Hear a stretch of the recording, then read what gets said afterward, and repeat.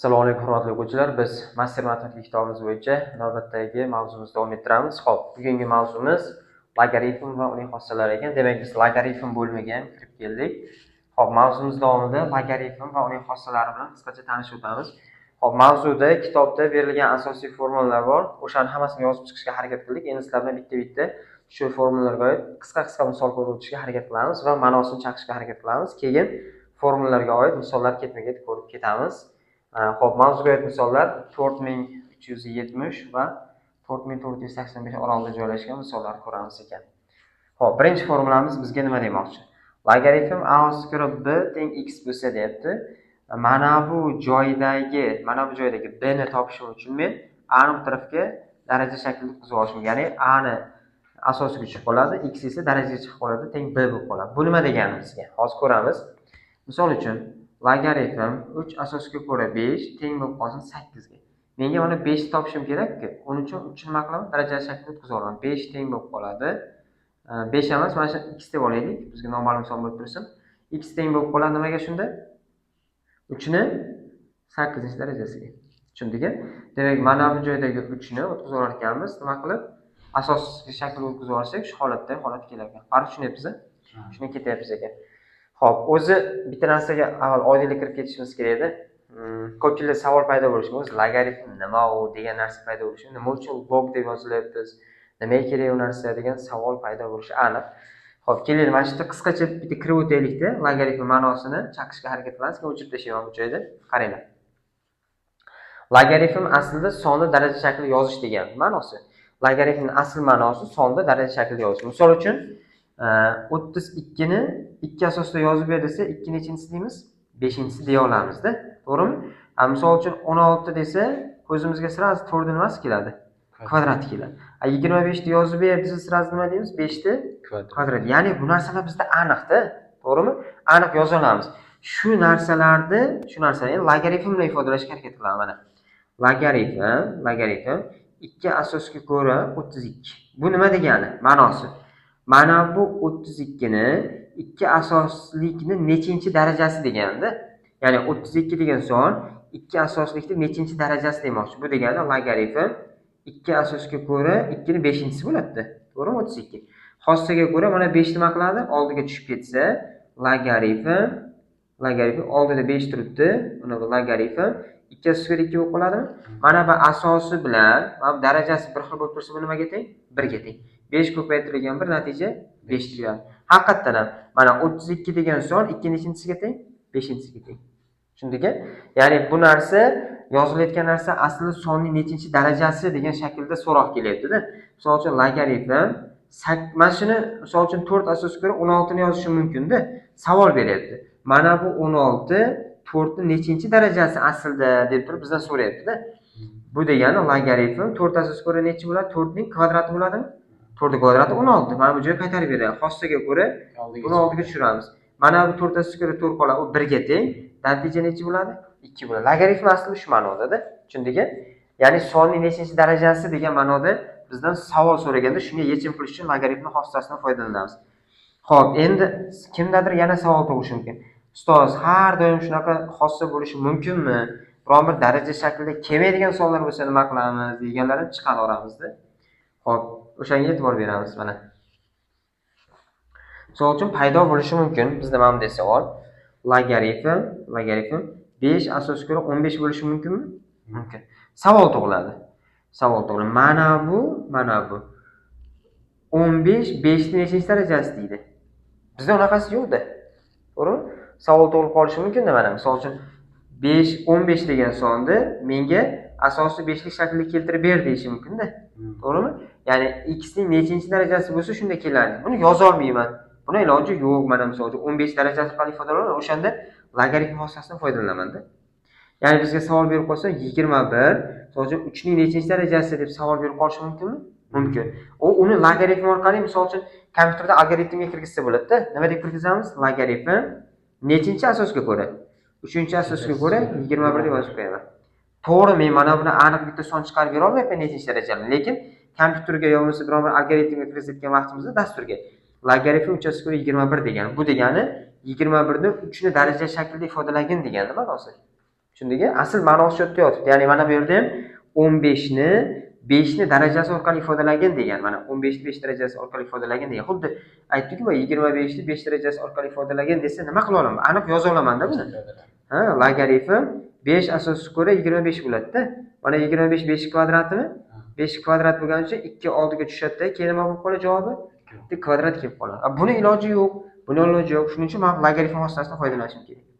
Tushundingmi? Ma'no shu yerda yotibdi. Asl mohiyat shu yerda. Xo'p, davom ettiramiz. Endi mana bu yerda. Buni o'tkazib olishimizni bildik, to'g'rimi? Misol davomida ko'rganimizda, ya'ni yaxshiroq hissa qoladi. Keyin aniqlanish soha degan narsa bor-da. Ya'ni logaritmda aniqlanish soha keladi. Aniqlanish soha nima deydi? Mana bu asos turibdi-ku, asi. Hech qachon nima bo'lishi kerak emas. 1 ga teng bo'lishi mumkin emas. Manfiy bo'lishi ham mumkin emas. Faqatgina musbat bo'lishi kerak. Ya'ni mana bu yerdagi asosi doim 0 dan katta bo'lishi kerak, musbat bo'lishi kerak. Mana bu joyda ko'rsatkichi ham doim bo'lishi kerak, 0 dan katta bo'lishi kerak, musbat bo'lishi kerak. Bu ham 0 dan katta, musbat bo'lib berishi kerak. Asosi ham, ko'rsatkichi ham doim 0 dan katta, musbat sonlarni olib berishi kerak bo'ladi va asosiy hech qachon nimaga teng emas? 1 ga teng emas. 1 ga teng bo'lsa ma'noga ega bo'lmay qoladi-da. Misol uchun logaritm 1 asosga ko'ra 7 desamda, bu ma'no yo'q-da bunda. Savol so'rayapman-da mana bunaqa savol so'rayapman. 7 1 ni nechinchi darajasi deyapman. Hech qanaqa darajasi emas-da. Tushundingmi mana? 7 1 ni qaysi darajasi deb. Bu xato savolda. Savol o'zi xato. Chunki 1 ni hech qaysi darajasi 7 ni bermaydi-da. Tushundingmi? Shuning uchun har doim mana bu nimaga teng emas? 1 ga teng emas asos. Chunki bunaqa savol o'zi xato bo'lib qoladi. Va doim 0 dan katta. Asosiy ham ko'rsatkichi. Endi asosi va ko'rsatkichi o'zaro teng bo'lsa nimaga teng bo'ladi? 1 ga teng bo'ladi. Xuddi mana logaritm 5 asosiga ko'ra 5 bo'lib qolsa bu nimaga teng? 1 ga teng. O'sha bir mana. Logaritm a asosiga ko'ra 1 teng 0 bo'lib qoladi. Bu nima degani? Mana bu 1 ni xohlasam logaritm a asosiga ko'ra a ni 0-chi desam mumkin-da. To'g'rimi? Mana 0 nima qiladi? Oldiga tushib ketadi. Keyin 0 ko'paytirilgan logaritm a asosiga ko'ra a bo'lib qoladi. Mana bu ikkita qiymat 1 ga tengmi? Bir xilligi. 1 kara 0 0 ga teng. Mana shu 0 ga. Umumiy 0 bilan xuddi shunaqa. Keyin logaritm mana bu darajasida turgan bo'lsa ko'rsatkichniki, mana oldiga tushishga haqqi bor. Shuni hisobiga mana bu x oldiga tushadidagi a asosiga ko'ra b ni o'zi qolib ketadi. Ya'ni daraja oldiga tushadi. Mana bu b ni darajasi suratga tushadi, a ni darajasi mahrajga tushadi. Mana o'sha narsa. Ya'ni buni darajasida nima bor? 1 bor va tepasida 1 bor-da aslida. 1 ni bo'layapman. Mana bu 1 taqsim pastga tushadi-ku. Mana 1 oldiga tushdi. Mana darajam bu yerga tushdi. Mana bu x ni darajasi qayerga tushyapti? Mahrajga tushyapti. Mana o'sha x darajasi mahrajga tushish holati. Tushundingmi? Mana 1 ni darajasi suratiga tushadi. X darajasi a ni darajasi x mahrajga tushadi. Ya'ni b ni darajasi 1 bo'lgancha mana suratda turibdi. A ni darajasi x edi, u qayerga tushyapti? Mahrajga tushadi. Ha, shunaqa. A suratga mana b ni darajasi tepasidagi suratga, pastdagi mahrajga tushib ketaveradi. Xo'p, endi mana bu joyda o'zaro bir xil mana bu a ning darajasida turibdi. Xuddi a darajasida x deymiz-ku. Xuddi shunaqa mana bu x o'rnida turibdi-da tepada. Bu bilan bu joyni zaminaga qo'ysa bo'ladi, alishtirib. Alishtirib olsak, a bilan c alishib ketadimi joyi? Ketdi. Shunda tepada a asosiga ko'ra a bo'lib qoladi-da. Ya'ni buni tepasida logaritm a asosiga ko'ra a qolib ketdi. Bu nimaga teng o'zi? 1 ga teng. Shuning uchun s o'ziga teng bo'lib qoladi. Keyin o'rtada ko'paytirish holati bo'lsa, logaritmlarda shu narsalarni 2 ga ayirib nima qilsa bo'ladi? Qo'shib olsa bo'ladi. O'rtada bo'lish holati bo'lsa, shu narsani logaritmdan 2 ga ajratib turib, o'rtada minus qo'yib olishimiz kerak. Keyin boshqa asosga o'tish degan narsa bor mana. Logaritmda mana bu a, bu b asos, to'g'rimi? Xohlagan bitta boshqa asosga o'tmoqchi. Misol uchun c asosga o'tmoqchimanmi?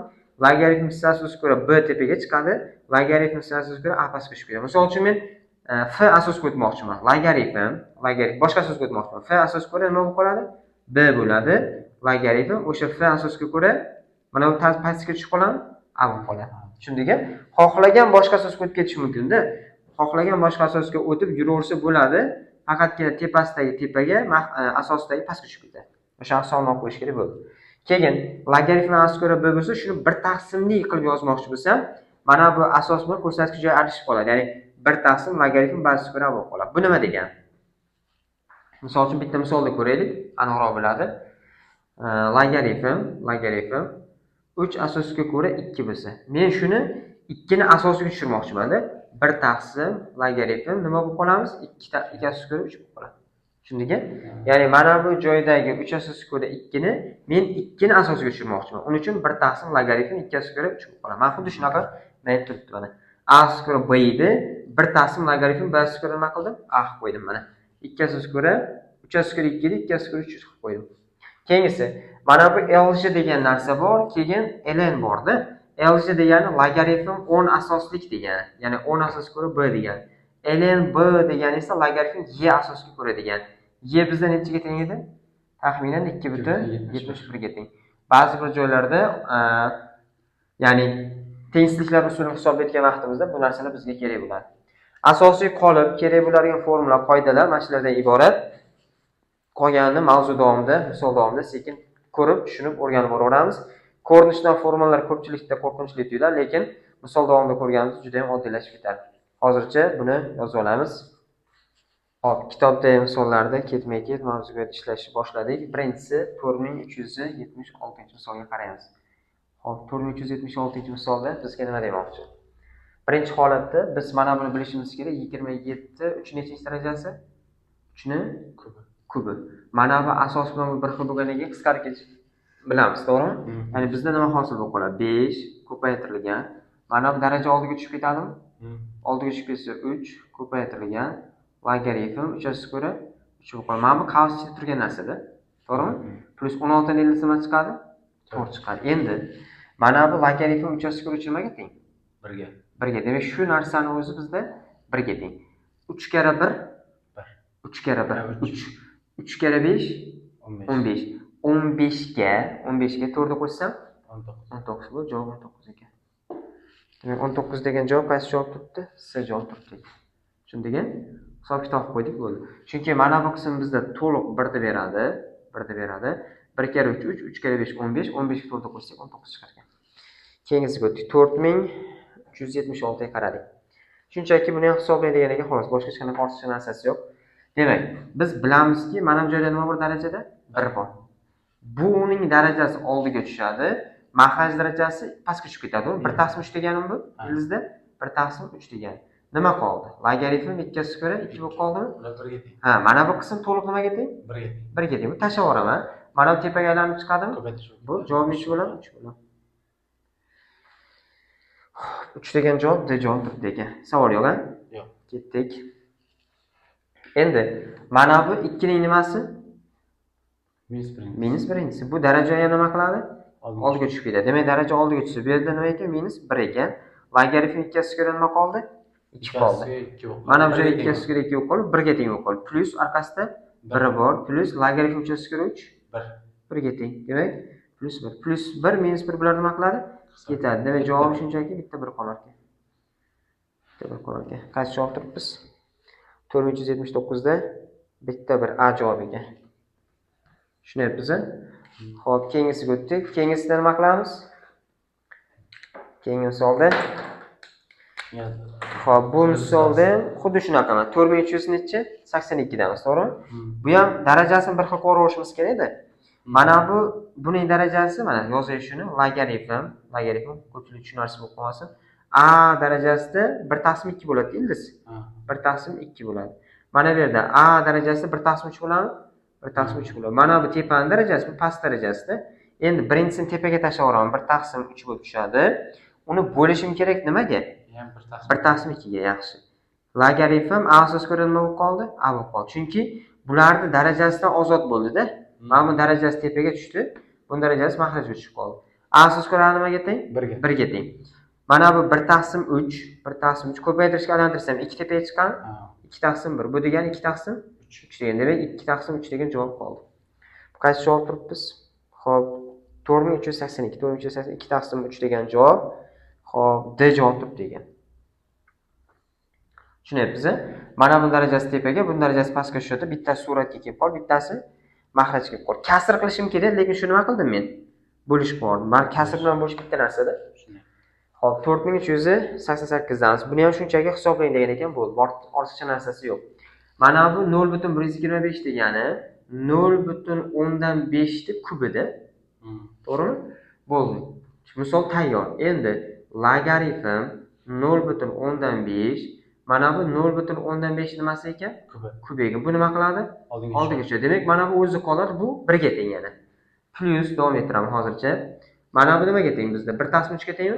1/3 tepaga tushadi. Taqsim bu 2 ni minus birinchisi minus 1 oldiga tushadidagi logaritm. Mana bu yerda 2 qoladi, tepasida ham 2 qoladi. Plus 1/3 bo'lib qoladi. Mana bu yerdagi 1/3 ni suratga tashlab yubordim. Mana 1/3. Mana bu 1/2 degani 2 ni minus birinchisi degan. Mana bu minus 1 ni mahrajga tashlab yubordim. Xo'p, endi mana bu nima qiladi? 3 oldiga tushadi. Logaritm 0,5 asosga 0,5 bizda 1 ga teng. Logaritm 2 asosga 2 bizda 1 ga teng. Bo'ldi. Demak, mana buni bo'lsa minus 1/3 keladimi? Plus bu yerdan 1/3 bor. Ikkita har xil narsalar qarama-qarshi qisqarib ketadi. Bir xil narsalar bu nima qoladi?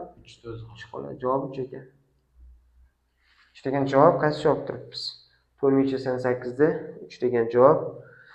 Xo'p, A javobi 488 da 3 degan javob C javob degan. Tushundingmi? O'shandan chiqamiz. 4390-misoldamiz. Buni ham xuddi shunaqa hisoblangan ekan bo'ldi. Ortiqcha narsasi yo'q. Endi bilishimiz kerak ba'zi bir narsalarni. Mana bu joyini alohida hisoblab olaman. Buni alohida hisoblab olaman. Keyin bir-biridan ayirib hisob-kitob qilib qo'ysam bo'ldi. Ketdik. Mana bu joyda logaritm 125 degan nima degan? 5 ning kubi. Kub tepaga chiqdi. Mana minus 1 bo'ladi. 1/5 5 ni minus 1-da nima qoldi? Logaritm 3 bo'ladi. Qaysi? 5 yozib qo'ying. Ha? Ya 5 kub bo'ladi. To'g'ri. Mana tepaga nima chiqadi shunda? 3 bo'ladi. 3 chiqadi. Logaritm 5 ga ko'ra 5 qolib ketdi. Mana bu 3 tepadan keldi. Mana minus 1 mahrajdan keldi. Mana buni haqiga ko'paytirilgan keyingisi. 27 degani 3 degani 3-chi, to'g'rimi? 3 minus 1, minus 1 keladimi? Logaritm 3 asosga ko'ra 3 bo'lib qoldi. Mana bu 3 tepadan keldi. Mana minus 1 pastdan kelib qoldi. To'g'rimi? Minus mana bu joydachi 6 degani 6 ning kvadrati 2 bo'ladi. 6 minus 1 mi? Bu ham logaritm 6 asosga ko'ra 6 bo'lib qoldi. Mana bu 2 tepadan keldi, minus 1 yana pastdan ketdi. Mana tushunyapsiz a? Mana bu joy 3 ni minus 1 ga bo'lsak minus 3 ko'paytirilgan. 3 ni minus 1 ga bo'lsak minus 3. Buni bunga bo'lsak minus 2 mi? Endi qavsni ichida nechini beradi? Minus 5 mi? Minus 3 minus 2 minus 5. Demak, oldida minus 3 bor, ko'paytirilgan nechiga? Minus 2 plus 2 bo'lmaydi. Nimaga? Ha, mana bu yerda to'g'ri. Ikkita minus nima bo'lib ketishi kerak? Plus 1 ketishi kerak. Shunda mana bu minus 1 bo'ladi, to'g'ri. Minus 1 bo'ladi. Shunda plus 3 minus 1 bo'lsa, natija plus 3 chiqib qoladi. Tushunyapsiz a? Yaxshi. Plus 3. 4390 da 4390 da plus 3 degan javob bor ekan. Bu bizda C javob turibdi ekan. Keyingisi 4398-misolga qaradik. Orasidagilarni tashlab ketyapmiz. Bemalol tortib keta olamiz, ishlash uchun yaxshiroq. Xo'p, nima qilamiz? Logaritm 11 asosga ko'ra 121 degani nima degani? 11 ni kvadratiga. Shuning uchun 2 tepaga tushadidagi 3 pastga tushib qoladi. Chunki mana bu sonni darajasi doim tepaga chiqadi, ildiz darajasichi mahrajga tushib qoladi. Endi bular yana bir xilmi?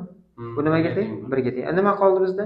2/3. Bo'ldi. Mana bu oldiga tushib ketadigan bo'lsa 2/3 bo'lib qolar ekan. Mana bu javob o'zi bo'ladi. 2/3 2/3 498 D javob turibdi ekan. D javobda yechim turibdi ekan. Keyingisi 4400-misol. Hisoblang degan ekan. Shunchaki hisoblash kerak ekan bo'ldi. Harakat qilamiz hisoblashga. Logaritm 2 asosga ko'ra 1/, mana bu 2 nechinchisi?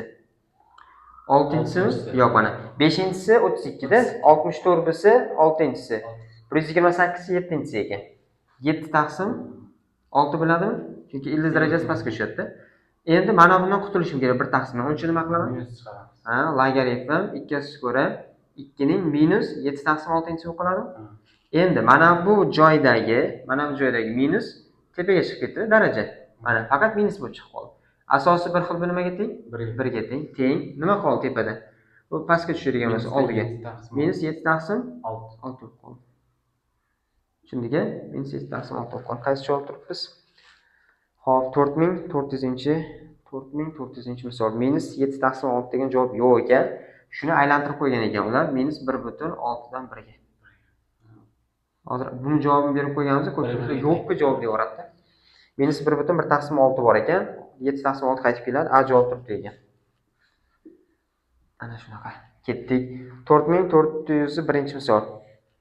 Sondan 10 marta katta son toping degan. Chiqqan javob 10 ko'paytirib berishimiz kerak ekan. Avval javob chiqaraylik, keyin bir gap bo'ladi.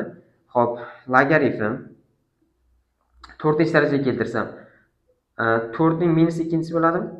Chunki 1 taqsim 16 4 kvadrati-ku, pastga tushib ketsa 1 taqsim 16 ga qaytib keladi, to'g'rimi? Mana bu-chi logaritmniki 64 degan 4 nechinchisi? Uchinchisi? 3 taqsim 5 bo'lib qoladi shunda. Endi mana bu daraja bizda nima qiladi? Suratiga tushadi. Mana bu daraja mahrajiga tushadi. Ketdik, yozaman. 3 taqsim 5 bo'lingan minus 2. To'g'rimi? Logaritm to'g'risiga ko'ra to'g'ri qoldi. Bu nimaga teng? 1 ga teng. Tashlab yuborsam bo'ladi. Minus 2 ni 3 ga. Ha, shunaqa. 3 taqsim 5 bo'lingan-ku, to'g'rimi? Minus nimaga? 2 ga. Bu 1 taqsim 2 bo'lib qoladimi? Ya'ni 3 taqsim 5 ko'paytirilgan minus 1 taqsim 2 ga tushib qoladi, to'g'rimi? Endi ko'paytirsak to'g'ridan to'g'ri tepani tepaga pastga minus 3 taqsim 5 ga 2 10 bo'lib qoladi. Tushunyapsizmi? Mana bu joyda bo'lish bo'lgani uchun bo'lish deb yozyapman. 2 taqsim 1 ku, teskarisiga aylantirsam 1 taqsim 2 kelib qoladi ko'paytirish vaqtida. Yo ketdik. Endi javobini qarang mana. 4401 da. Sondan deyapti. Ya'ni mana bu songa nisbatlab chiqqan javobdan 10 marta katta sonni toping deyapti. Bu degani nima degani? 10 ga ko'paytirib qo'yish kerak degan. Shu chiqqan javob 10 ga ko'paytirib olsam, natija -3 ekan. Demak -3 chiqqan. 10 marta kattasi -3 bo'ladi. To'g'ri, 0 bo'lib qoladi. Qaysi? Ha, -3 bo'ladi. -3 qaysi javob turibdi? D javob turibdi ekan. D javob turibdi ekan. Xo'p, menimcha mana shuni tushunyapsiz. Ya'ni hammasi oson, qisqa-qisqagina misollar. Hozircha katta o'ylanadigan misollar chiqqan yo'q. Endi sekin-sekin ko'raveramiz. Doskani yozib oldik. Mavzuga oid navbatdagi misolga e'tibor qaratamiz. Demak, 4403 damiz. Birinchisi, shunchaki hisoblang degan xolos. Bu juda ham oddiy, ya'ni mana bu asosi bilan bu ko'rsatkichni nima qilish kerak? Shunchaki almashtirib qo'yish kerak. 16 tepaga chiqadi, yo pastga tushadi.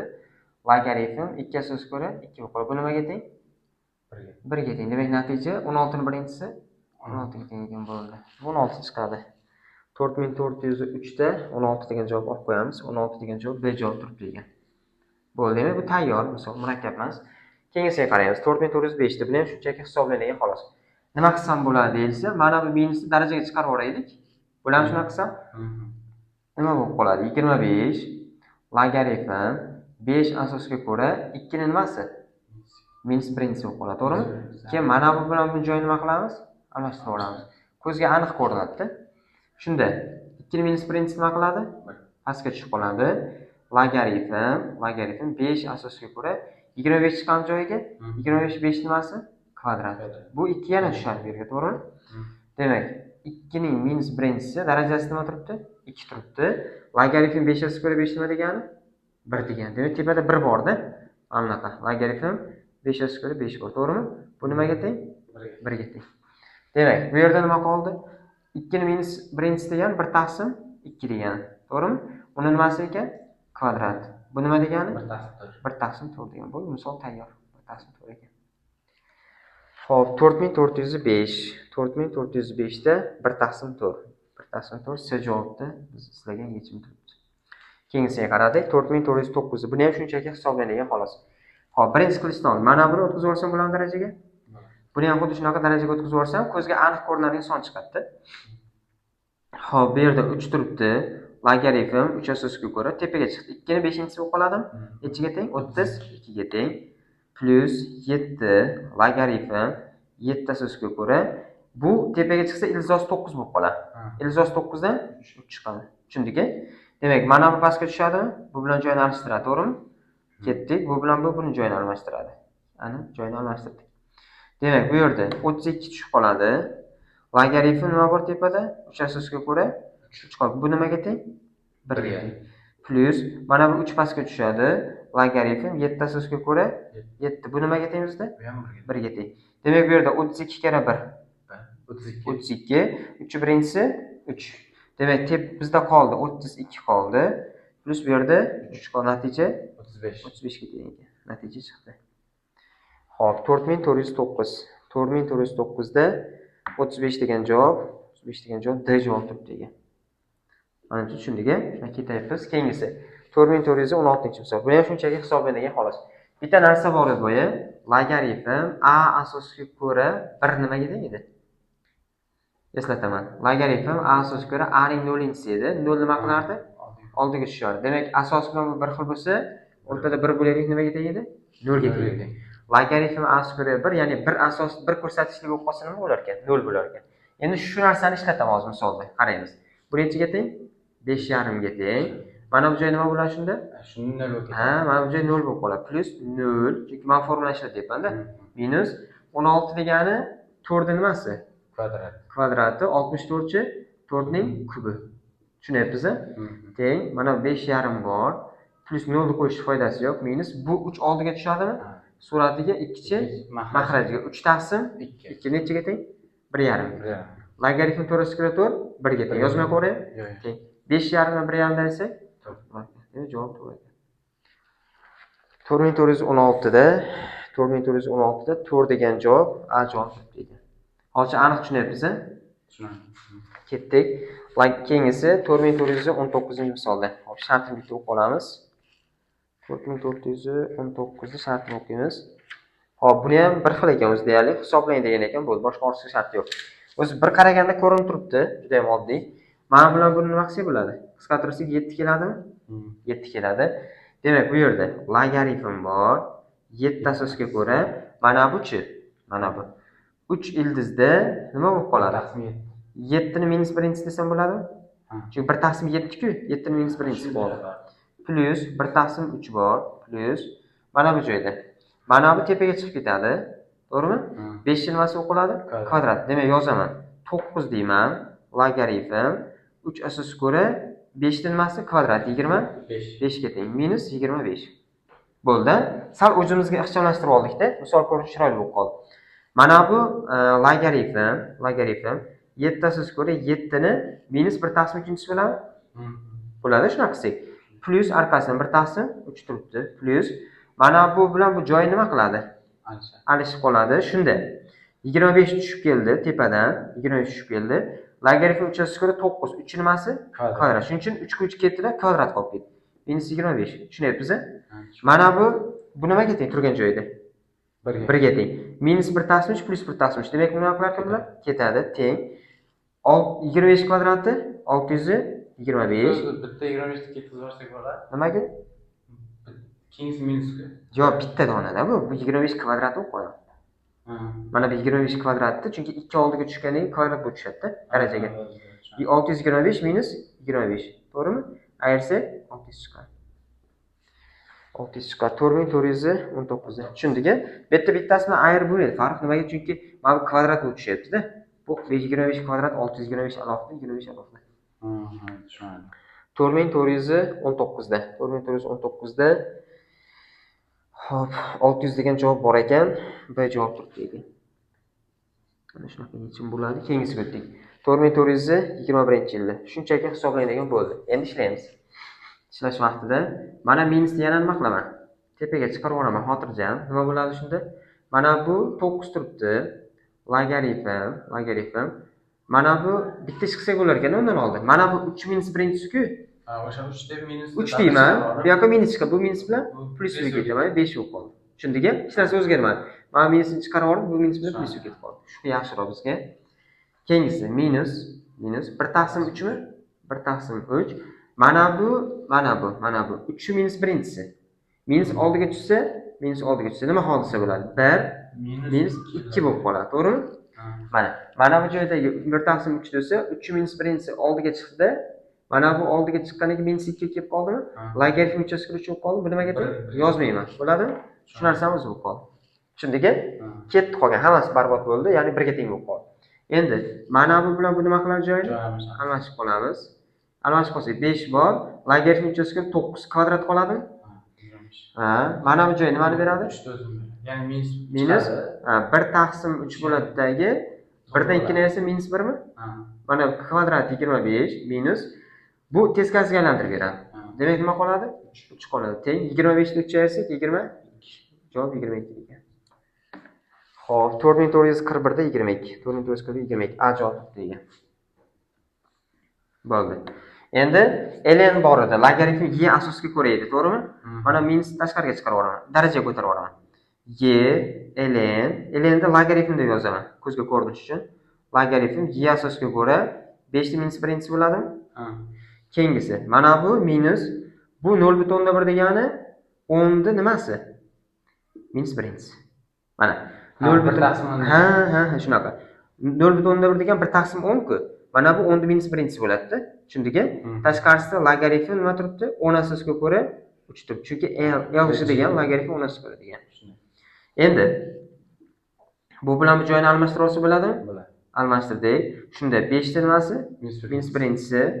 Xo'p, bular ketdi. Logaritm y bo'lib qoldi, 1 ga teng bo'lib qoldi, tushib qoldi. Endi mana bu bilan bu joyini almashtirsa bo'ladi. To'g'rimi? Shuni joyini almashtirgan vaqtda nima bo'lib qolar ekan? 3 kelib qoladimi? Minus 1 bor-da buni. Ha. Mana bu minus 1 ta turibdi. Bu bilan joyini almashtirib oldi. Keyin 10 bilan 3 kelyapti. 3 bu yerga tushib qoldi, minus 1 turibdi. Logaritm onasiga ko'ra 1 ga teng. Bu ham ketdi. Bu nima beradi? 1 taqsim 5 minus 1 taqsim 3 beradi. Xo'p, 4 necha edi? 23 edi. Hisob kitob qilish kerak ekan, oxirigacha ekan javobi. Bunga 3 tadan bersak, bunga 5 tadan beradi. Demak, minus 2 taqsim 15. yaxshi. 3 minus 5 minus 2 taqsim tagida 15. Minus 2 taqsim 15 kelar ekan. Minus 2 taqsim 15 javob bor edi. Hisoblaydi. Xo'p, minus 2 taqsim 15 minus 2 taqsim 15 A javob turibdi ekan. Demak, yechim A javob bo'ldi. Tak, menimcha birmuncha osonroq tushunyapsiz-a? Bosganini to'liq yozib oldik. Xo'p, navbatdagi misolga e'tibor qaratamiz. 4425 dan boshlaymiz ekan. Xo'p, 4425-misol bizga nima demoqchi? Shunchaki hisoblab bering degan bo'ldi. Xo'p, birinchi qiladigan ishimiz nima bo'ladi? Mana minus 2 nima qilamiz? Darajaga chiqarib qo'ysak, biz ko'zimizga oddiyroq ko'rinadi-da. Y darajasida ln degani nima degani? Logaritm y asosiga ko'ra 0.3 ni darajasida nima keldi? Minus 2 kelib qoldi, to'g'rimi? Tepaga ketdi. Plus bu yerda ham ln nima degani? Logaritm y asosiga ko'ra degani. Bu degani y ni 8 taqsim 9 bo'ladimi? Chunki ildizda daraja shaklida yozib yubordim-da. Endi mana bu joyi to'liq nima qiladi? Y bilan joy almashib qoladi. Shunda 0.3 ni minus 2-si keladi. Logaritm y asosiga ko'ra y bo'lib qoladi. Bu nima degani? 1. Bu tashlab yubordim o'sha. Plus mana bu joy yana nimaga teng? 1 ga teng. Bu oldiga tushadimi?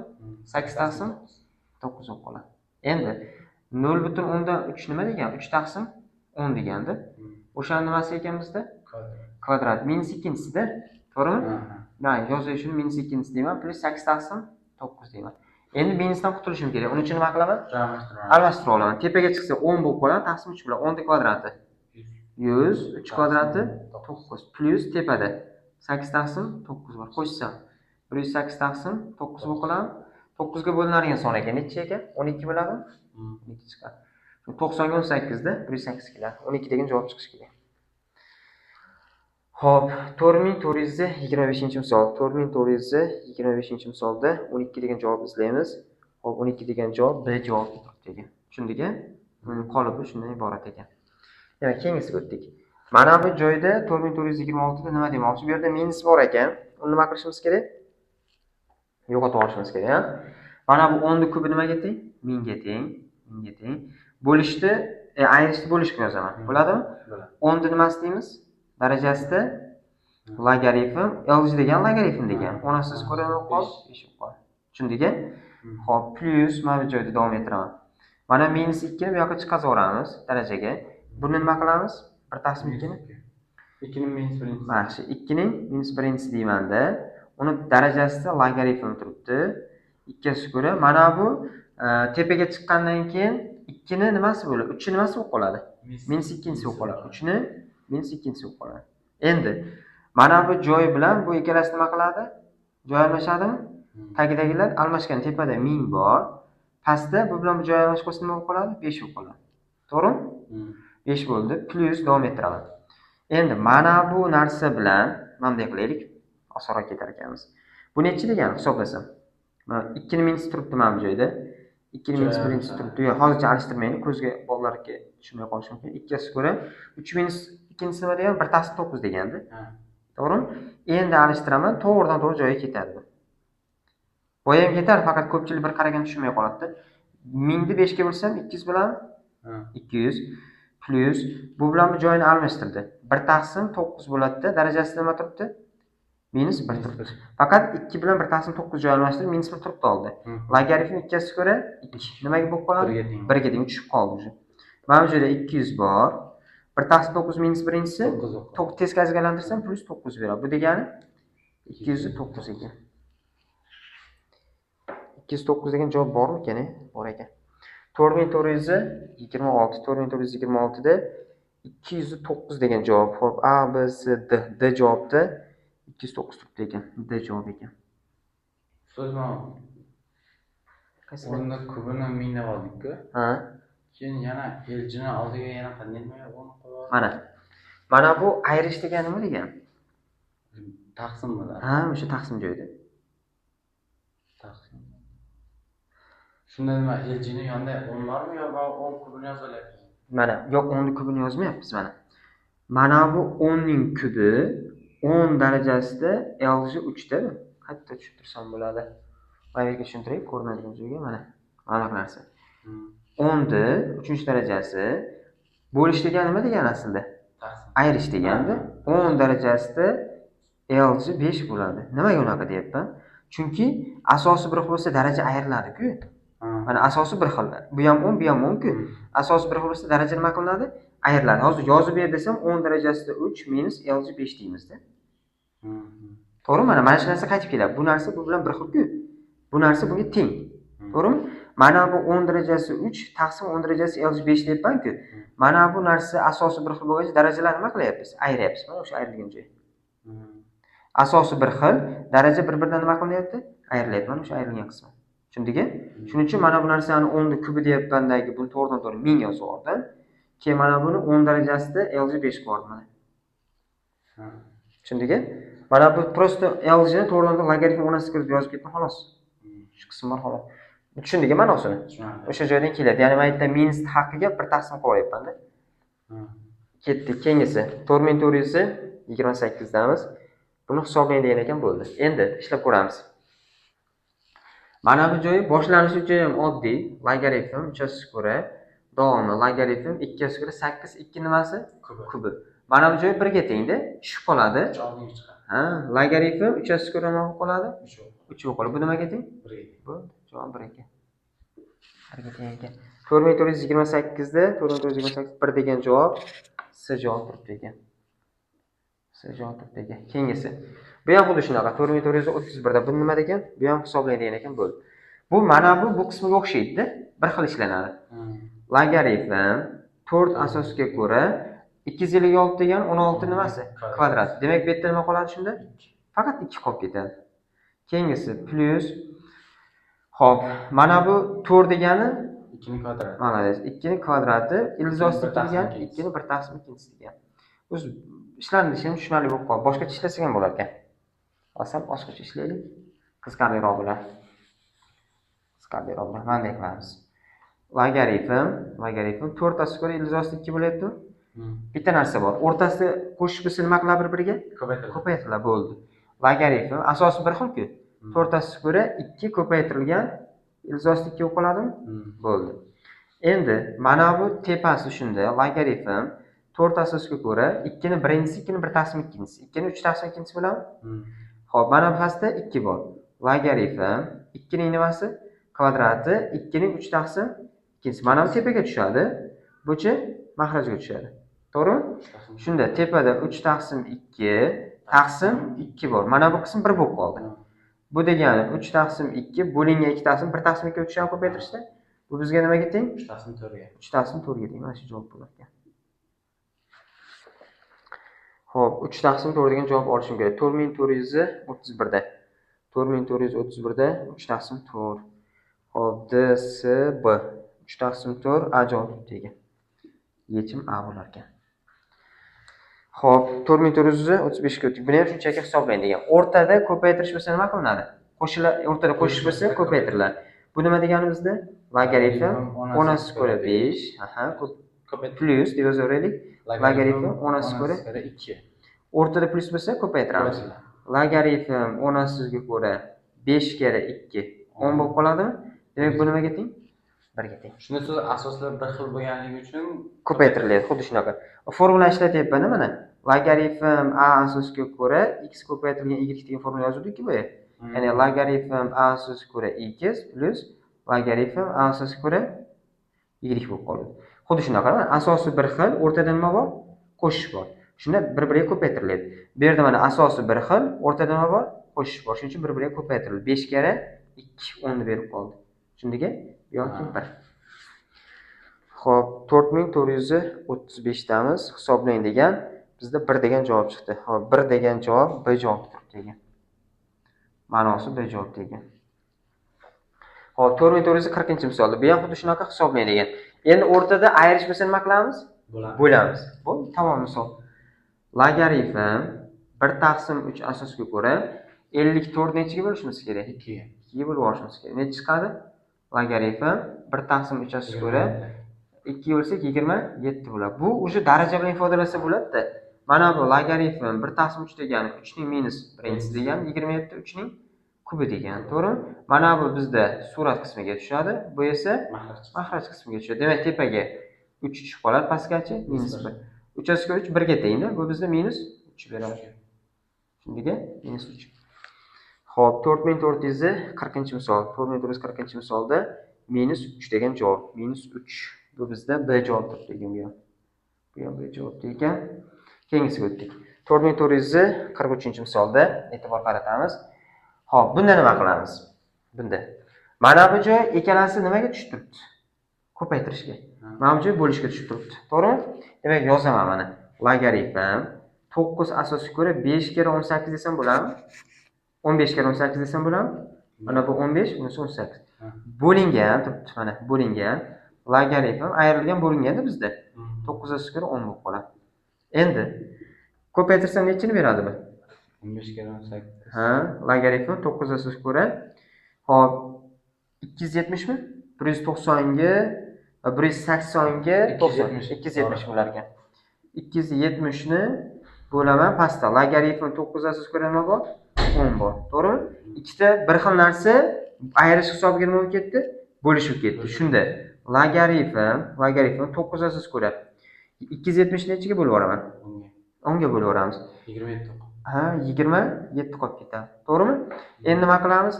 9 degani logaritm 3 ning kvadrati, bu esa 3 ning 3-chisi. Mana bu joydagi 3 nima qiladi? Oldiga chiqadi. 2 maxrajga tushib qoladi. Shunda tepaga 3 tushib qoldi, pastga 2 tushib qoldi. Logaritm 3/3 1 ga teng. Demak, natija 3 taqsim 2 ekan. Tushundingmi?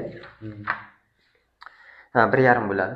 4443-misol. 4443-misolda 1,5 degan javobni olamiz. Hop, bizda 1,5 bormi ekan? A javob turibdi. A javob turibdi. Hop, doskada qayerda qanaqa savol bor? Tushundingmi? Yaxshi, unda yozib oldik. Mavzuga doir misollarni davom ettiramiz. 4456 damiz. Birinchi qiladigan ishimiz shunchaki buni hisoblang degan ekan, bo'ldi. Hisob-kitob harakatini qilib qo'yishimiz kerak. Hop, nima qilinadi? Mana bu 3 ni darajaga chiqarib olsak bo'ladi, to'g'rimi? Shunda yozib qo'yaman. Logaritm 7 asosiga ko'ra 2 ning 3-chisi bo'lib qoladi. Nechaga teng? 8 ga teng. Minus mana 1 taqsim 2 ni tepaga chiqarib olsam bo'ladi. Ildiz ostida 64 bo'lib qoladi. Necha bo'lib qoladi ekan? Logaritm 7 asosiga ko'ra 8 bo'lib qoladi, to'g'rimi? Endi bo'lib tagida nima bo'lishining ahamiyati yo'q. Chunki ikkita bir xil narsalar ayrilgandan keyin nima bo'lib qoladi?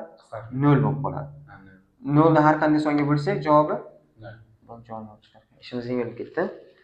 4456 edi. Javobi 0. 0 degan javob bor ekan, A javob.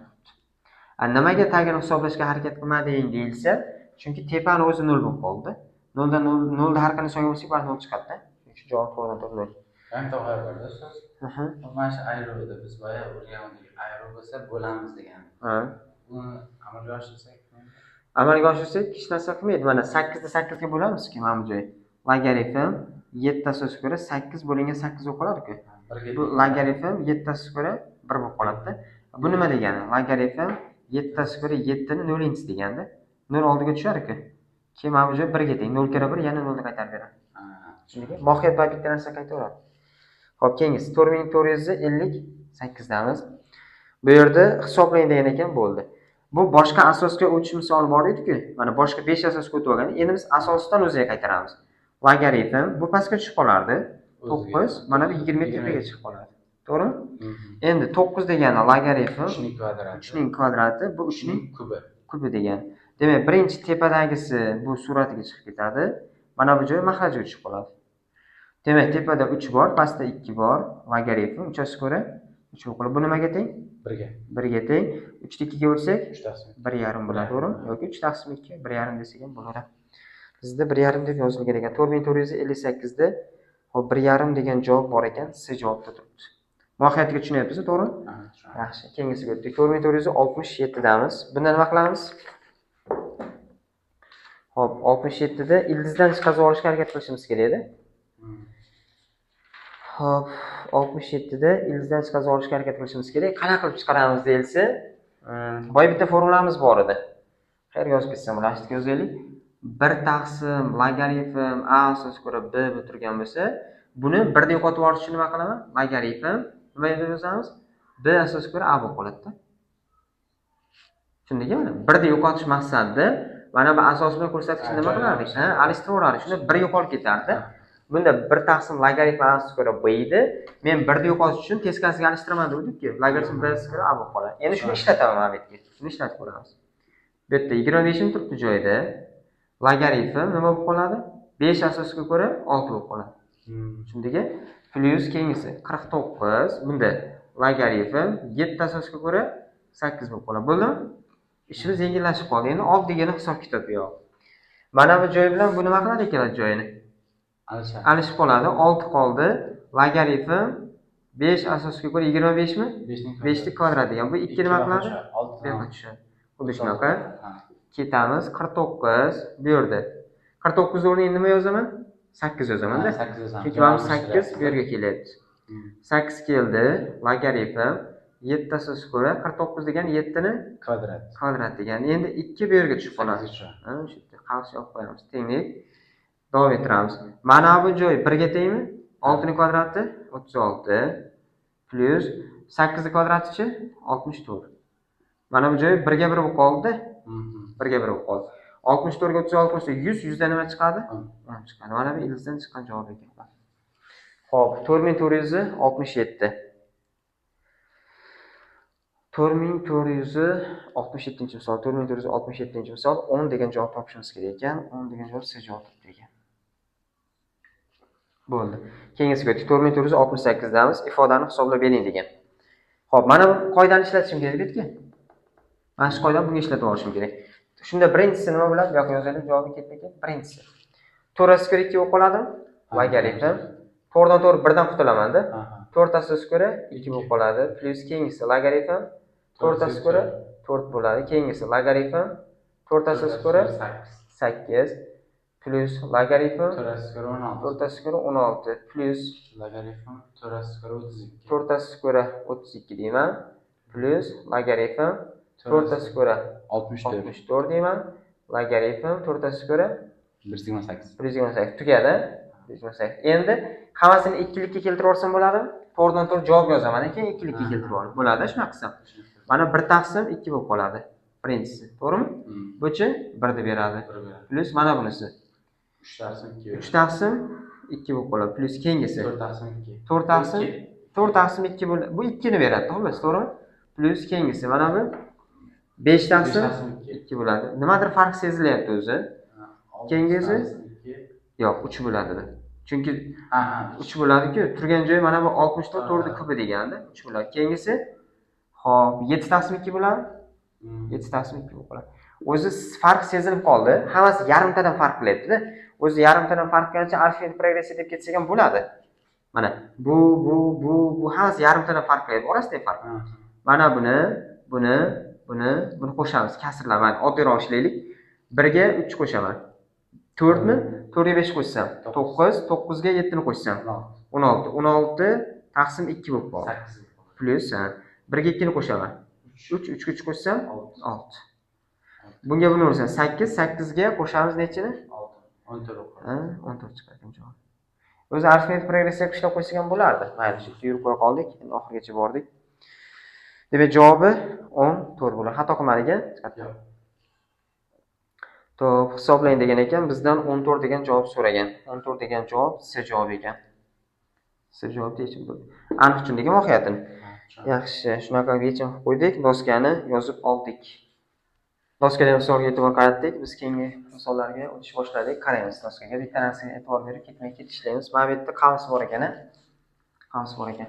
Xo'p, nima qilamiz birinchi misolda deyilsa, birinchi misolda mana bu bizda bor narsani yozib olaman. 16 logaritm 2/. Bundan ildizosi 5 topishga ketaman ikkalasidan. Nima qoladi shunda? Ildizosi 5 qoladi, minus ildizosi 2 qoladi.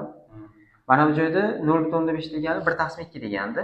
Bu minus oldiga chiqarib, buni logaritm 2/2 deb olsam bo'ladi, to'g'rimi? Tepadan nima qolib ketdi? Ildizosida 5 bor, minus ildizosida 2 bor. Bular shunaqa qilsak, endi mana bu bo'lishni haqqiga nima qilish kerak? Ayirish haqqiga bo'lib yuborishim kerak-da. Xo'p, bo'lib yuborsam, tenglik 16 logaritm 2 asosga ko'ra, ikkalasidan bir xil-ku. To'g'rimi? 2/2 tepasida ildiz ostida 5 ko'paytirilgan ildiz ostida 5 minus ildiz ostida 2 ni nimaga bo'lamiz? Ildiz ostida 5 minus ildiz ostida 2 bo'lamiz. Ikkita bir xil narsalar ketdi. Mana bu yerda demak 16 logaritm 2/2 ildiz ostida 5 qolib ketdi. Bu bilan buni joyi nima qilamiz? Alishtirib olsak, demak nima qolib ketadi? Ildiz ostida 5 bor. Tepada esa logaritm 2/2 16 degan 2 ning 4-chisimi? Bu 4 oldiga tushadi shunda. Xo'p, ildiz ostida 5 ning nimasi bo'lib qoladi? 4-chi bo'lib qoladi. Bu 1 ga teng. Bu necha beradi? 25 mi?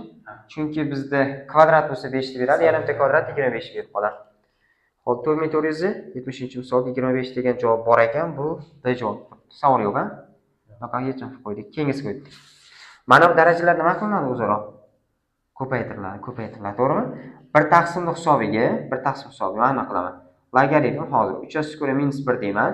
3 ni darajasida mana bu yerda 1 bor-ku. 1/2 darajalar ko'paytirildi. 27 bo'ladimi? 27 bo'lib qoladi. Endi bitta narsa bor. Hozir mana minus 1 da hisobiga 1/2 bo'ladi-da. Chunki minus 1-chi darajasi turibdi logaritmda.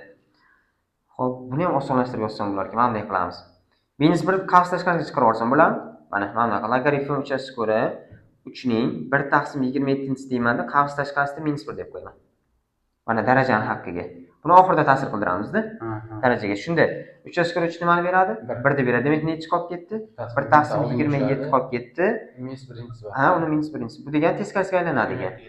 27 osonroq ishlaymiz ekan shunda. Boyagiga qaraganda nisbatan osonroq ketar ekanmiz. 4443 da 27 degan javob bor ekan, bu C javob turibdi. Aniq tushunyapsiz-a? Shundan ketdik. Keyingisiga o'tdik. 4474 da. Bu bizga nimani eslatadi? Cheksiz kamayuvchi geometrik progressni eslatadi. Cheksiz kamayuvchi geometrik progressiyada B1 taqsim 1 minus quvnib beradi-da. Umumiy SNlar hadi.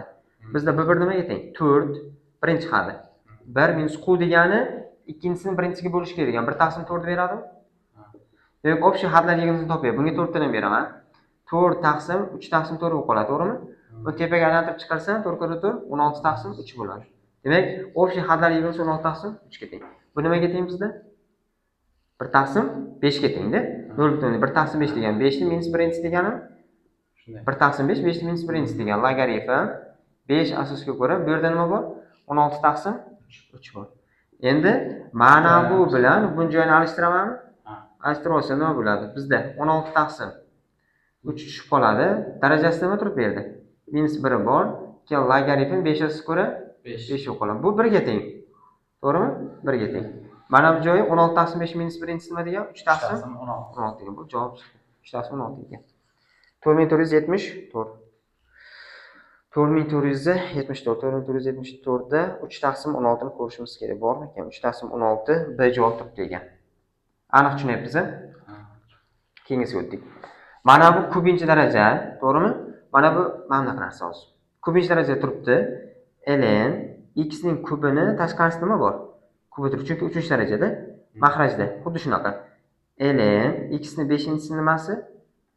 Kvadrat turibdi. Tushunyapsiz-a? Ko'paytirilgan 1/2 bu yerda ln x ni 4-chi bor bo'ldi. Endi bitta narsa. Mana bu narsa oldiga tusharmi daraja bo'lib? Bundagi 5 ham oldiga tusharmi daraja bo'lib? Bundagi 4 dan nima qiladi daraja bo'lib? Oldiga tushadi. Shunda 3 ta ln x ning darajasi nima bo'lib qoldi? 3 bo'lib qoldimi? Taqsim bu yerda. 5 ta ln x ning nimasi bo'lib qoldi? Darajasida kvadrat bo'lib qoldi, to'g'rimi? Ko'paytirilgan 1 taqsim. Xo'p, 4 ta ln x bo'lib qoldimi? 4 ta ln x bo'lib qoldi. Endi bir qaraganda ko'zimizga xunuk ko'rinadi. Bitta ish qilamiz hozir shu yerda. ln x ni a deb belgilab olaman. Bo'ladimi? A deb belgilab. Shunda nima bo'lib qoladi bizda? Yo'q, mana bu yerdan. 3 ta a ning qavsida nimasi? Kubi taqsim pastda. 5 ta a ning qavsida kvadrat ko'paytirilgan 1 taqsim 4 ta a bo'lib qoladi. Tushundingmi? Mana bu 27 ta nima degani? A ning kubi deganimi? Taqsim bu yerda 5 kvadrat. 25 ta a ning kvadrat degani ko'paytirilgan 1 taqsim 4 ta a ning o'zini. Mana bu a bitta, a 3 ta bir-birini nima qiladi hammasi? Qisqarib ketadi-da. 27 taqsim necha bo'lib qoladi javob? 27 taqsim 25 ga 4 100 bo'ladi-da. 27 taqsim 100 chiqadi. Tushundingmi? 477. 27 taqsim 100 degan javob bormikan desak, 477 da biz qaysini ko'rdik? 477 damiz, bu yoqqa o'tib ketgan ekanman. Bormikan unaqa javob? 27 taqsim 100 nimaga teng bizda? Yana davom ettirsak. 0,27 ni beradimi? 0,27 unaqa javob bor ekan. O'zi javobimiz 27 taqsim 100 chiqdi, kasr ko'rinishda, lekin 10 li kasr ko'rinishga aylantirib qo'ygan ekan 0,27 bo'ladi. Unaqa javob 0,27 D javob turibdi ekan. D javob turibdi. Tushunyapsiz-a? O'shana ketdik. 4479 damiz. Bunga ba'zi bir misollarga o'zimiz aniqlansa olib qolamiz mana. Logaritm 3 asosiga ko'ra 2 nima degan desa a deb belgilab olaman. Belgilab olsam oson ketaman-da. Logaritm 3 asosiga ko'ra 18 nima degan desa, bu nima degani bizda? Logaritm 3 asosiga ko'ra 9 plus logaritm 3 asosiga ko'ra nima degani? 2 degan. To'g'rimi? Shunda mana bu nima bo'ladi? Bu 2 ga teng. 2 bo'ladi. Kvadrat chunki. Plus bu nimaga teng? A ga teng. Demak, buni o'zi 2 plus a ekan. Tushundingmi? O'rniga qo'yamiz endi buni. Mana bu joyda 2 bor. Bu yerda logaritm 3 asosiga 2 nima degani? A degani. To'g'rimi? O'sha nimasi? Kvadrati minus davom ettiramiz. Mana bu joy. 3 asosiga 18 nima degani? 2 plus a degani o'shaning qavsida nimasi? Kvadrat. Tushundingmi? Mana bu 3 asosiga 2 nimaga teng? A ga teng. Minus a ekan. Ko'paytiring. Bu nimaga teng bo'ladi? 2 plus a ga teng bo'ladi. Tushundingmi? Xullas 3 asosiga 2 qatnashgan joyga a qo'yib, 3 asosiga 18 qatnashgan joyga 2 plus a ni qo'yibman-da. Mana bu joyda 2 ko'paytiring. Bu joyda a bo'ladi. Plus keyingisi 2 plus a bo'lib qoladi. Tushundingmi? Shuni ochib olsak, hisob-kitob qilsak, masala hal. Xo'p, davom ettirib qo'yadimi yo o'zimiz ishlaylik mohiyat? Ishlaylik-a. Bu yerda 2 ta a kvadrat minus qavs ochibman. Minus 4 minus 4 ta a. To'g'rimi? Minus a kvadratmi? Minus a kvadrat. Bunga buni ko'paytirsam minus 2 ta a. Bunga buni ko'paytirsam minus a kvadrat. Pastga tushyapman mahrajga. Bu yerda 2 ta a bor. 3 ta a bo'ladimi? Plus 2 bo'lib qoldi. Demak, a kvadrat 2 ta a kvadrat ketadi. Tushundingmi? Minus 4 ta a minus 2 ta minus 6 ta a bo'lib qoldi. Bu yerda minus 4 bor. Minus 4. Bu yerda 2 ta 3 ta a bor plus 2 bor. Tepada nimani olib chiqib ketay? Minus 2 ni olib chiqib ketaman. Nima qoladi? 3 ta a qoladi plus 2 qoladi. Shunda minus 6 ta minus 4 ta qaytib keladi-da. Pastda nima bor? 3 ta a plus 2. Ikkita bir xil narsa nima qiladi? Qisqartiradi. Javob nima ekan? Minus 2 ekan. Tushundingmi? Javob общий mana shu javobi bizda nima chiqdi? Minus 2 chiqdi. Ma'nosini tushundik. Ya'ni bittasini a deb olsa, ikkinchisi 2 plus a bo'laydi-da. Qolgani shu o'rniga qo'yib ketaymi xolos. Chunki bir qaraganda bu yurishda ishlay olmayman-da men. O'shaning uchun belgilab oldim sirasi. Hop, 4479-misol. 4479-misolda yechim qaysi bo'lar ekan? 4479 da minus 2 degan javob bormikan? Minus 2 degan javob bor ekan, a javob turibdi ekan. Ma'nosiga tushunyapsiz-a? Ha, tushundim. Yozib oldik. Hop, navbatdagi misolimizga e'tibor beramiz. Diqqat bilan 4483-misol qaradik. Ikkita misol ko'ramiz, shuni mavzu tugatsak bo'lar ekan. Hop, nima ish qiladi? Mana buni irratsionallikni qutqaramiz. Irratsionallikni qutqarsak nima bo'ladi tepaga? Ildiz ostida 2 plus 1 chiqib ketadi. Pastda ildiz ostida 2 minus 1 1 keladi, to'g'rimi? Shu qavs ichidagi narsa mana bunga tengmikan? Mana bu narsa bunga tengda. To'g'rimi? Irratsionallikni qutqarsak tepada logaritm 6 ko'ra logaritm 6 asosiga ko'ra ildiz ostida 2 plus 1 bor. Mahrajida nima bor? Logaritm 6 asosiga ko'ra ildiz ostida 2 plus 1 bor. Endi nima qilamiz? Mana bu qismi ko'rsatkich vazifasida turibdi-da. Ko'rsatkich vazifasida turibdi. Bu bilan bu joy almashadi. Xuddi logaritm a square b turibdi-ku, bu bilan bu ko'rsatkich vazifasida turibdi. Bu bilan bu joy nima qiladi? Almashadi. Shunda logaritm 6 asosiga ko'ra ildiz ostida 2 plus 1 turibdi. Bu ko'rsatkich vazifasida turibdi, to'liq. Mana bu a asos bo'lsa b ko'rsatkichda turibdi-da, mana b to'liq. Tushundingmi? Shunda logaritm 6 asosiga ko'ra bu yoqda nima bor? Ildiz ostida 2 plus 1 kelib qoldi o'rniga. Mahrajda nima bor? Ildiz ostida 6 asosiga ko'ra ildiz ostida 2 plus 1 bor. Tushundingmi? Mana bu to'liq b vazifasida keldi, bu bilan bu joyni alishib oldi-da. Bular nima qiladi? Qisqarib ketdi, bir xil narsa-da. Nima qoldi? Logaritm 6 asosiga ko'ra ildiz ostida 2 plus 1 bo'lib qoldi. Bo'ldi shu. Xo'p, qaysi javob turibdi? 483-misol 6 asosiga ko'ra ildiz ostida 2 plus 1. D javob turibdi degan. Yechim. Xo'p, keyingisiga qaradik. 485-misol bo'lsa, xo'p, mana bu ifoda berilgan va u b ga teng ekan, bu ifodani hisoblang deb qo'ygan. Mana buni xo'p, a deb belgilab olsam-da, shu ikkita sistemani bir-biriga ko'paytirib olamiz. Nima bo'ladi? Logaritm uchasasiga ko'ra, mana bu yerda hammasi bir-biriga plus turibdi-ku. Plus bo'lsa logaritmlar nima qilinadi? Ko'paytiriladi. Mana bu ikkalasini para qilib olaman. Logaritm uchasasiga ko'ra para bo'lyapti ikkalasi. Ildiz ostida 7 minus 2, ildiz ostida 7 plus 2. 7 minus 2 kelib qoladi. Va plus, yana davom ettiraman. Logaritm uchasasiga ko'ra nima bo'lib qoladi? Uchasasiga ko'ra bu bilan bu para bo'lsa 5 minus 2 bo'lib qoladi, shunda 5 minus 4 bo'ladi. 5 minus 4. Nargisdan 7 minus 4 bo'lib qoladi. 7 minus 4 bo'lib qoladi. Chunki mana buni kvadrati 7, buniki 4. Buniki 5, buniki minus 4. Teng 5 kera a bo'lib qoladi. 5 ko'paytirilgan a bo'ladi. Tushundingmi? Davom ettiraman. Bu nimani beradi? Logaritm uchasasiga ko'ra 3 beradi. Mana minus 1 ni beradimi? Bu degan plus logaritm uchasasiga ko'ra nima beradi? 0 bo'lib ketadi. Hozir uchasasiga ko'ra 5 ni 4 desa 1 bo'lib qoladi. Bu nimaga teng keyin? 0 ga teng. 0 ga teng. Teng b ko'paytirilgan a ga teng. To'g'rimi? Endi bizda nima bor? Xo'p, mana bu taraf 1 ga teng ekan. Demak, 1 ko'paytirilgan a nimaga teng bo'lib qoldi? 1 ga. 1 ga teng bo'lib qoldi, to'g'rimi? Xato ketmadik bunda. Nega unaqa bo'lib qoldik?